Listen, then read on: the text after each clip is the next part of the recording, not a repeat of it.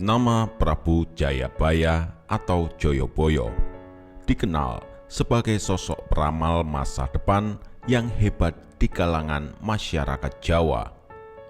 Konon, ramalannya banyak yang menjadi kenyataan di negeri ini. Berbagai peristiwa besar yang terjadi di Indonesia ada yang mempercayai sudah diramalkan oleh Jayabaya. Maharaja Jayabaya adalah Raja Kadiri yang memerintah antara tahun 1135 sampai 1157. Pemerintahan Jayabaya dianggap sebagai masa kejayaan Kadiri. Peninggalan sejarahnya berupa Prasasti Hantang 1135, Prasasti Talan 1136, dan Prasasti Jepun 1144, serta Kakawin Baratayuda 1157. Pada Prasasti Hantang, atau biasa juga disebut Prasasti Ngantang, terdapat semboyan Panjalu Jayati, yang artinya Kadiri menang. Prasasti ini dikeluarkan sebagai piagam pengesahan anugerah untuk penduduk Ngantang yang setia pada Kadiri selama perang melawan Jenggala. Nama besar Jayabaya tercatat dalam ingatan masyarakat Jawa, sehingga namanya muncul dalam sastra Jawa zaman Mataram Islam atau sesudahnya sebagai Prabu Jayabaya.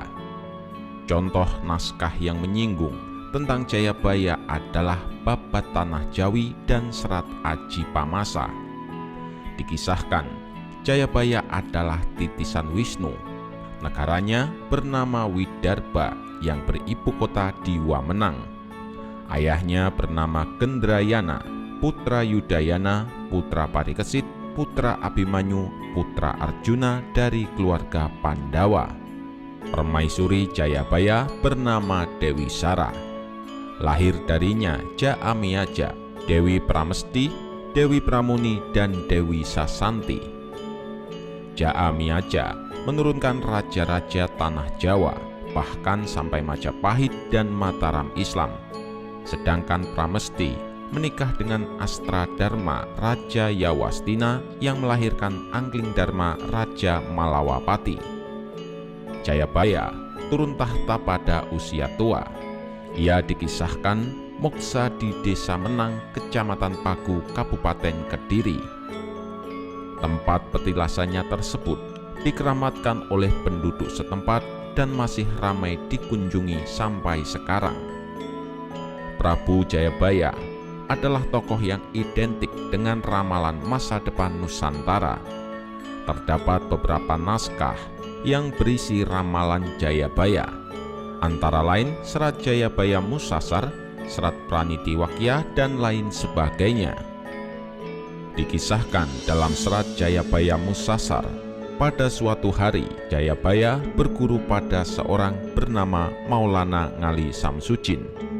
Darinya, Jayabaya mendapat gambaran tentang keberadaan Pulau Jawa sejak zaman diisi oleh Aji Saka sampai datangnya hari kiamat. Jangka Jayabaya adalah ramalan dalam tradisi Jawa yang salah satunya dipercaya ditulis oleh Jayabaya. Ramalan ini dikenal pada khususnya di kalangan masyarakat Jawa yang dilestarikan secara turun-temurun oleh para pujangga. Asal-usul utama Serat Jangka Jayabaya dapat dilihat pada Kitab Musasar yang dikubah oleh Sunan Giriprapen. Sekalipun banyak keraguan keasliannya, tapi sangat jelas bunyi bait pertama Kitab Musasar yang menuliskan bahwasannya Jayabayalah yang membuat ramalan-ramalan itu. Meskipun demikian, kenyataannya dua pujangga yang hidup sejaman dengan Prabu Jayabaya, yakni Empu Sedah dan Empu Panuluh, sama sekali tidak menyebut dalam kitab-kitab mereka seperti Kakawin Baratayuda, Kakawin Hariwangsa, dan Kakawin Gatot Kacasraya bahwa Prabu Jayabaya memiliki karya tulis. Kakawin Baratayuda hanya menceritakan peperangan antara kaum Kurawa dan Pandawa, sedangkan Kakawin Hariwangsa dan Kakawin Gatotkaca berisi tentang cerita ketika Sang Prabu Krishna titisan Batara Wisnu ingin menikah dengan Dewi Rukmini dari negeri Kundina, putri Prabu Bismaka. Kitab Jangka Jayabaya pertama dan dipandang asli adalah dari buah karya Pangeran Wijil I dari Kadilangu, sebutannya Pangeran Kadilangu II, yang dikarang pada tahun 1741 sampai 1743 Masehi. Sang pujangga ini memang seorang pangeran yang bebas, memiliki hak merdeka yang artinya punya kekuasaan wilayah perdikan yang berkedudukannya di Kalilangu dekat Demak. Inilah beberapa isi Jangka Jayabaya. Besok yen wis ana kreta tanpa jaran, tanah Jawa kalungan wesi, prahu mlaku ing dhuwur awang-awang, kali ilang kedunge, pasar ilang kumandang, iku tanda yen tekane jaman Jayabaya wis cedhak. Bumi saya suwe saya mengkeret, sekilan bumi dipajeki, jaran doyan mangan sambel, wong wadon nganggo pakaian lanang, iku tandane yen wong bakal nemoni wolak-waliking jaman. Akeh janji ora ditetepi, akeh wong wani nglanggar sumpahe dhewe, manungsa padha seneng ngayah, ora ngendahake hukum Hyang Widi. Barang jahat diangkat-angkat, barang suci dibenci.